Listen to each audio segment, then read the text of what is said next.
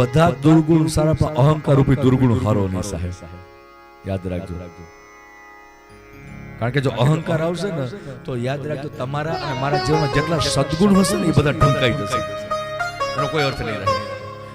બધા દુર્ગુણ સારા પણ અહંકાર રૂપી. આ રાવણ છે એટલે કે પ્રતાપી છે, કાઈ ઘટે છે આમાં કાઈ. આ જો અહંકાર શબ્દ જો રાવણના જીવનમાંથી નીકળી જાય તો રાવણ પરમાત્મા બની જાય સાહેબ.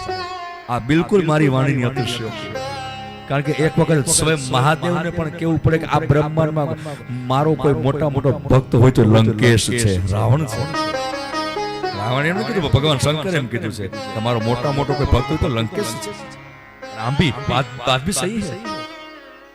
આમ જ્યારે શિવની વંદના કરે ત્યારે હાથમાં નસ કાઢી અને તાંડવ કરે, ઈ રાવણ છે. અને શંકર પ્રગટ ન થાય એક પછી એક માથા ઉતારી અને મહાદેવના ચરણમાં અર્પણ કરતો જાય. આ ઈ લંકેશ કોઈ સાધારણ નહીં. આજે શિવ તાંડવ તમે હું જે ગાયન કરીએ છીએ એની રચના પણ આ લંકેશ રાવણે કરી છે સાહેબ. આજે પણ તમારે મારે એનું ગાયન કરવું પડે. આ ઈ લંકેશ છે, કોઈ સાધારણ નહીં.